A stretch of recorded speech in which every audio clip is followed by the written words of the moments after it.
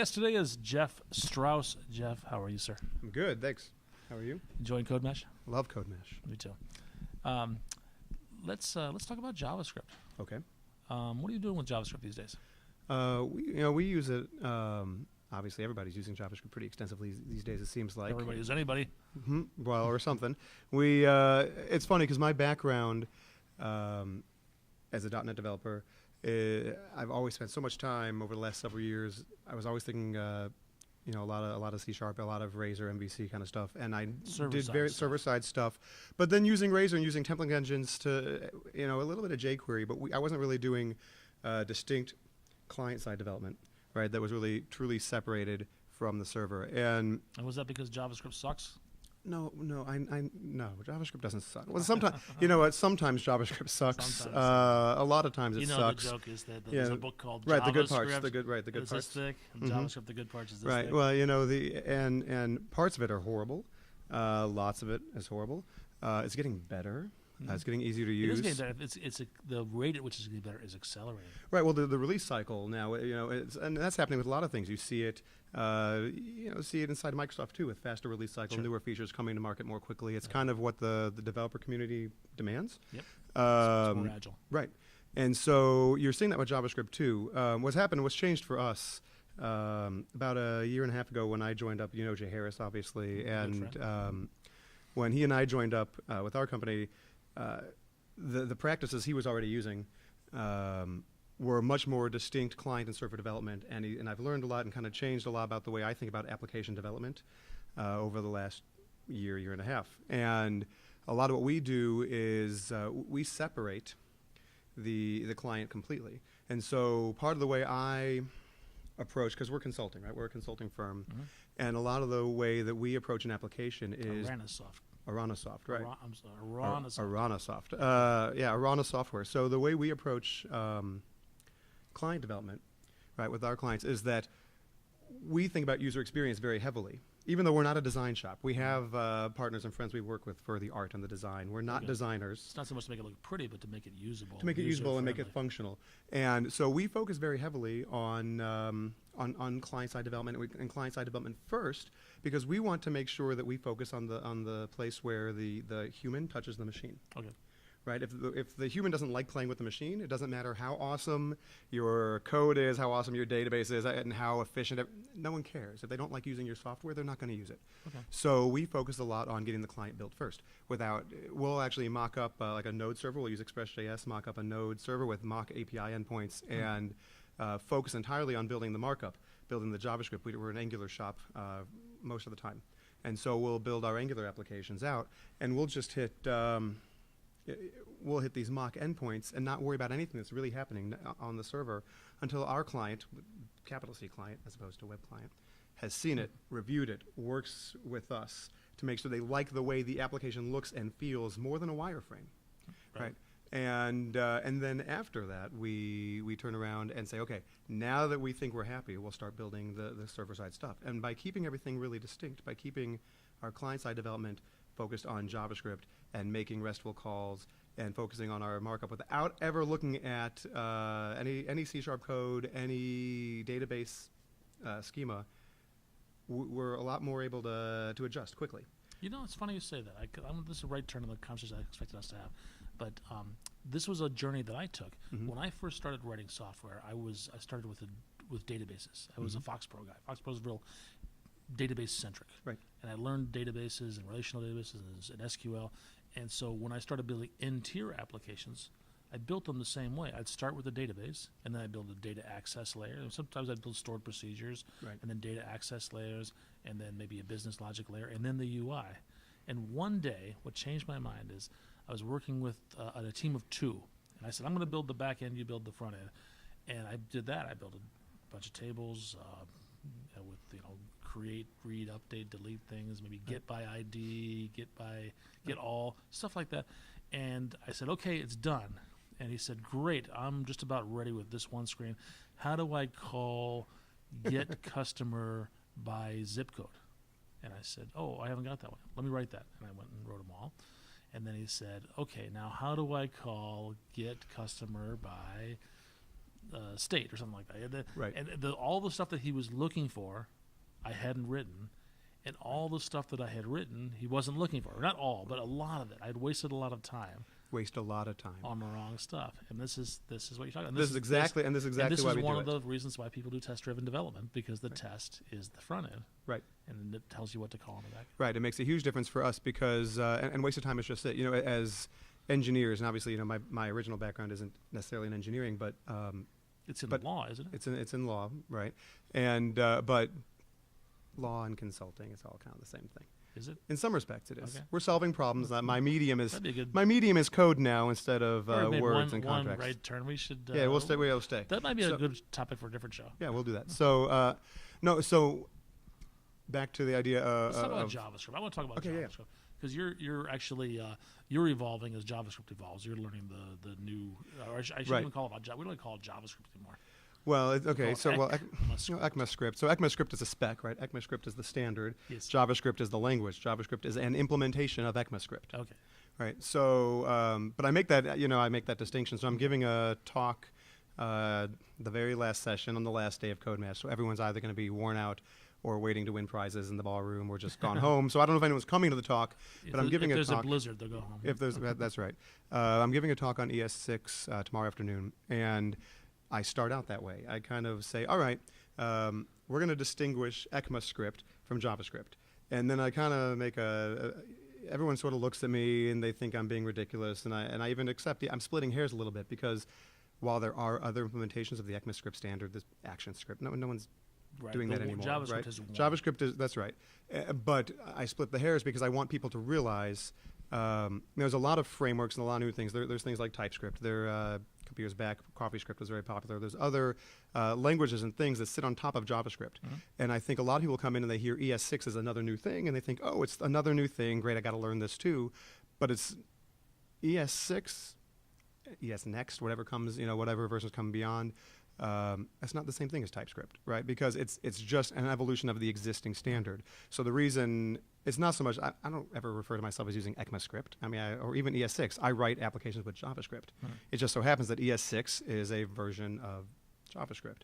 And so, what I've been enjoying seeing is there's been a major shift to make JavaScript more usable, more approachable, to make some of the patterns cleaner, to make code cleaner, by adding some simple features, some more complex features to the specification. So the talk tomorrow is all about just that. I'm going to talk about how, like I told you earlier before we started the discussion, is I treat this as like a comparative, right? It's a comparative talk. So I'll come and I say, okay, so great. Who knows about scope? Who enjoys scope in JavaScript? And usually one or two hands. I say, okay, well that's great. I'm not talking to you guys anymore. But most people, they think about scope or this as a keyword in JavaScript, and they cringe, they freak out. It changes. It changes, exactly. That's why the famous that equals this. That var that equals this, or var self equals this, or dot bind this, or these other ways that you can handle holding on to what you want. This was at a particular time. Right, and so I kind of I'll get people to raise their hand and say, does anyone like this? And I was like, no. Say, okay, well, and we look, and so a lot of the talk is I try to teach ES6 by showing JavaScript pre-ES6. I'll say, okay, here's this thing. Let's look at how it worked. Let's look at what it did. Let's talk about why. You see things like ifs, and a lot of people who are truly JavaScript developers, I think, have a fairly good understanding of how JavaScript, of how it works under the covers. But a lot of people who come to JavaScript because they're C# developers who now need JavaScript, or they're Java developers who now also need JavaScript, don't necessarily understand the fundamental differences about the way the language works. And so I try to talk about how here's why they did this, but look at this new feature. Look at this arrow function. Look at this, right? And this, and the way that What does the arrow function do? With an arrow function in JavaScript, Yeah. right? So an arrow function is sort of a new way of kind of almost like a shorthand way of declaring a function, but it's also it keeps your reference to this, right? So think about a callback, right? Think about in a simple world, like a simple example I use is you want to have a function that's going to say greet somebody. So it says, hey, I'm going to say hello to you in 3 seconds. I'm going to say hello to Jeff in 3 seconds, and I have like an object that has this dot name equals Jeff. And then I have set a timeout, and in 3 seconds say, hello, this.name. By the time the 3 seconds come out, the execution context has changed. And this is now my window, my app, whatever, and this doesn't have a name anymore, or at least its name isn't Jeff, right, if it has a name at all. So what the arrow function does, instead of having to use a that equals this or a bind this, it allows you to hold on to your reference so that it's lexical. They call it lexical binding. So I enjoy that. I enjoy kind of, because you give a talk like that, and it's sort of, you see eyes kind of pop open, and you see people get excited, because it's the things about JavaScript they really didn't like, and it's been changing quite a bit. It is sort of interesting too, because I get more and more, I'm hearing conversations about things like TypeScript. Right? Yeah. And you know, with me, and I don't know, I'm actually like to hear what you think about TypeScript, because you probably have. I'm a fan. I like TypeScript. Right. So part of the reason that the TypeScript is so popular is because it fills in the gaps of ES6 stuff for browsers that don't yet support ES6. Right. Right. That's true. Which means that it becomes obsolete over time. It might. Right. At least those features of it do. Those features do. So you're using it, so you like it because of the sort of, because by the time it gets transpiled down or compiled down to JavaScript, it solves those problems. But so that's one of the reasons. So right, so because Babel does that, right? Babel does that with ES6. Sure, Babel does, and CoffeeScript does the same as well. Exactly right. So the reason I asked is because I think it's an interesting discussion. I get a lot of pushback, including with mutual friends of ours who we talk about TypeScript a lot, and I have trouble. You know, I see it in Angular 2 and I see the value, but I sometimes wonder about the long-term viability of using TypeScript to build applications when, like you said, it becomes obsolete. Right? What if it becomes obsolete in 2-3 years from now? The reason I get so excited about ES6 is because ES6 is just JavaScript. Right. And so I do wonder a lot, and I'm kind of curious your take on it, because I like hearing other people's opinions and I like being told I'm wrong. I always kind of get this pushback against TypeScript because I feel, okay, great, I can learn TypeScript and I can turn TypeScript into, I can use it to get around some of the problems you have. I know it has typing, which I don't get excited about because to me, I'm used to JavaScript not being strongly typed. I'm used to it being dynamic language. I'm okay with that. But I wonder if I'm consulting with a team, with a client, and I say, okay, you're going to build this thing, you're going to use TypeScript. And 2 or 3 years from now, TypeScript may stick around a long time. It's got a lot of legs with it, especially because of its relationship with Angular. But just like CoffeeScript, if it's the hot thing right now, but 2 years from now, 3 years from now, some other new hot thing has come along. ES6 is still JavaScript. If you built your application on JavaScript and you've trained your team on JavaScript, you're going to have no trouble finding people who know JavaScript to maintain the software to continue going to run the team. What do you do if TypeScript becomes less relevant and you still want to maintain an existing application 2-3 years from now when you have to find talent? Does that make sense? Or do you not think that's a problem? So that's a challenge. That challenge happens with any language. I mean, what if, especially languages that are relatively new? Mm-hmm. So you could pick.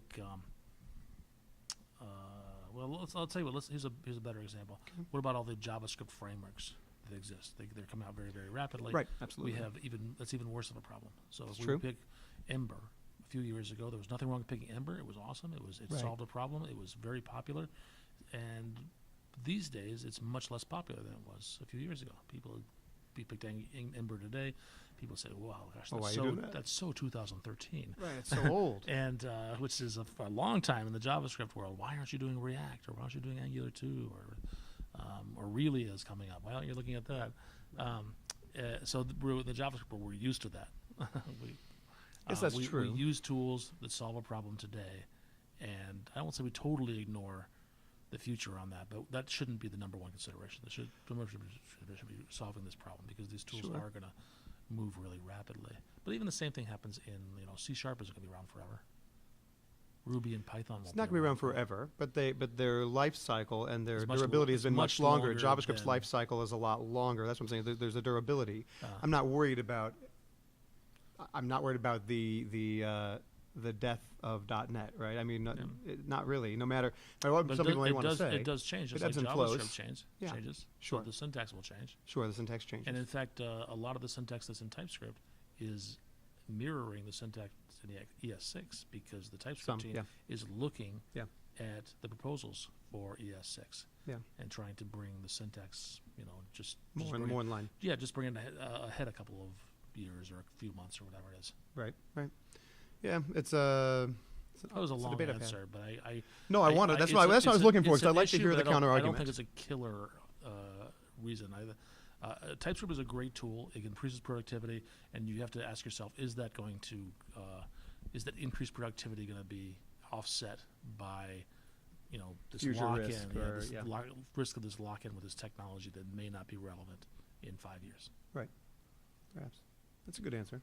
I mean, I just enjoy having the discussion only because and part of me is, I don't know. I feel like maybe I've just gotten crusty, like curmudgeonly, get off my lawn sort of way, right? But where I think, okay, but there's this thing and it works just fine for me. And sometimes I wonder if I'm just not the audience for TypeScript, right? Like different tools have a different audience. I think that I could find a way to use it. I certainly could benefit from it. Well, it also has strong typing, which is a big deal.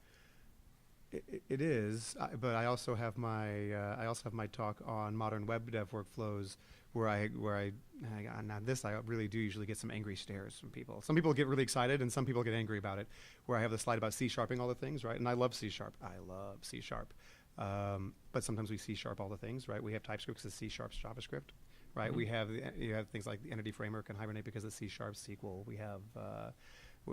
We have Razor to C# some of our HTML and our templates, and so we do that because it's where we're comfortable. And I think that there is and I think there's a place for that. So when I see that value, saying something like TypeScript allows people who are already comfortable in a certain way of thinking to have familiar paradigms, to have something familiar, to have the strong typing that they're already used to working with. I don't feel that way when I use JavaScript, which means I almost feel like it's limiting for me, but it'll evolve. I'm sure you'll ask me this 6 months later. I'm going to say, TypeScript is the greatest. It's the most wonderful thing. So, but it comes and goes. Things come and go. All right, what were we talking about? I don't know. ES6. We were talking about ES6. Various features of ES6. What's your favorite feature? My favorite feature.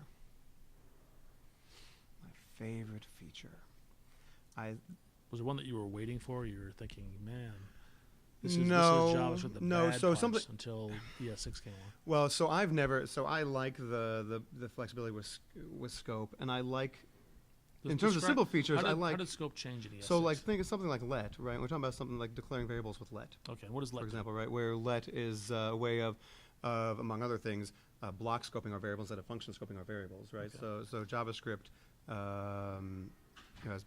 as some people, many people probably already know, historically will function scope a variable. You declare something and you think, oh, well, I'm used to C#, and so I have an if block, and I have a little curly brace. I declare a variable. Well, it's not scoped to that block, right? It's scoped to the function. So with the word let, we are scoping it to a block. And const, let and const, right? So we have that. I think that's great because it's one of those things where I forget all the time, right? It's easy for me to, I declared a variable and I thought it was out of scope and I screw something up, and sometimes debugging JavaScript is unpleasant. And so I like those features. The feature I think is really cool, although I don't use it as much as I could, as I like destructuring a lot. I think that it's kind of fun. I think it's a neat concept. Right, where destructuring you're familiar with, right, where you take, you can have a pattern as like your L value, right? So you take an array pattern, you take an object literal pattern on the left hand of your assignment operator, pass an object or an array in, and you can deconstruct the thing and take pieces out. Kind of, I haven't worked with tuples too much yet in the C# stuff, but similar kind of idea where we can take pieces out and put them into individual variables, break the thing down. So I like that. I've used it for some patterns for finding new ways to return data out of a function. So I use destructuring to say return multiple values, because I can return an object that I can then grab and destructure out of function and not have to call multiple functions or have a lot of overloaded functions to get more than one piece of data out of it. So I use that, not as much as I probably could, but I really like it when it comes in. It's a little, feels much more different than some of the new features in ES6. It's something that really there was nothing like before. So my favorite, I don't know, it's kind of funny to say what's your favorite feature, but I enjoy it. I like it a lot. Some stuff I'm not as crazy about, like see, now here you're going to understand where I'm coming from with TypeScript. Like class. I don't like JavaScript class. Why? I think it's confusing. I think it can be misleading. So I have this soapbox about it, where I don't think. Sometimes I think maybe I wouldn't mind class in ES6 if they had just called it something else. Like prototype. Like prototype or thing. I don't care, but something other than class. I think it's misleading because it's not really a class, right? It's just somebody who's excited to see classes. So in talking to people about JavaScript all the time, when people do come up and say, I'm really excited, in my talk I don't talk about class at all. And they come up afterwards, it's like, I'm really surprised that you didn't cover classes. I said, well, first of all, if we're really going to cover class in JavaScript, that's half the talk, right? We're going to spend a lot of time on it. I can't get through that. That's not a 5-minute topic. And I want to get through as many bite-sized features as I can in an hour. But also, the people who are excited about them, when I ask them, tend to be people who are newer to JavaScript, who have a very strong background in object-oriented and classical inheritance models like C#. And that's just not what JavaScript is, right? I mean, JavaScript is just not. That's not how inheritance works, right? And just because we have a class keyword, if you look and ever pass it through Babel, or I imagine if you pass something through the transpiler for TypeScript, and look what gets spit out, it's not what people think it is, right? You still have prototypal inheritance. JavaScript is still JavaScript, and since they haven't changed the inheritance model, I think classes are misleading. We don't use them at all. We went down that path for a while. We started using them when we first started putting ES6 into our applications, and we ripped it all back out. So I don't like them at all. All right. You're doing a lot of speaking, aren't you? These days, yes. Only one talk at CodeMesh. What's Only next one for talk you? at CodeMesh. I've got, the first thing up in the year, although I don't think the call is open yet. Last year, early in the year, I did Grand Rapids, which is late winter, early spring, so I'll go up and hopefully be able to speak there again. Oh, yeah. I think I heard that they might be changing the name of that. I heard that too. I've forgotten what it was. Actually, I think it's like Beer City That's now. what it It's like is. Beer City Code or Beer City Conference, something like that. I was talking to Woody about that, and they're changing the name. I went up there for the first time last year. I had a good time. Yeah, Obviously, Jay being based in Michigan, I'm up in Michigan a fair bit, so it's nice to be up there in that community. So that's what's up next. I've got a user group thing locally in St. Louis. There's an interactive interactive developers user group. It's a meetup. So I'm going to be giving a talk there. They're working out their venue because their current place is under construction, and once they get it, I'm going to be speaking there. And then usually spring, I'm waiting for calls to open. Typically, I end up going to Louisville in the spring, and we have Adam Barney does his conferences. Now they're growing with Amagala, right? It used to just be Nebraska Code, but now Adam is expanding. He's going to have one this year, I think, in Detroit, Indianapolis. He started Prairie Code last year in Des Moines. So I'll hopefully get to do a couple of those this year. And, of course, KCDC, although we moved KCDC, we've moved it to August. So it used to be in the spring, and we're moving it to August this year. I hope to see you at some of those. I hope to see you as well. Jeff, thanks so much.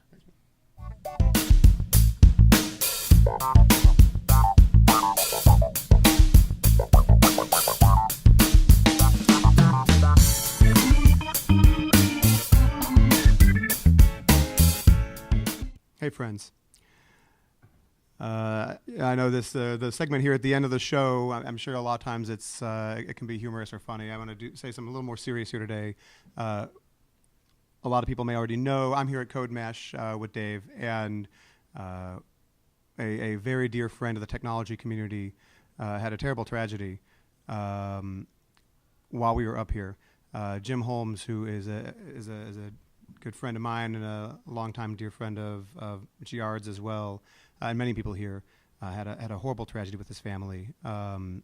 So if you've ever been touched in the technology community by a conference, by a speaker, by people, especially here around the Midwest. He's since moved to Oregon, but if you've ever been involved in the community and have found someone who's mentored you, there's a good chance that you can trace that back in some fashion to the work that Jim has done. He has a very wide reach, and his butterfly effect is tremendous. So if you know Jim, be thinking of him, and I'm going to try to do this without crying, but I guess I'm all done now because I'm going to lose it. Thank you. Thanks. We love you, Jim.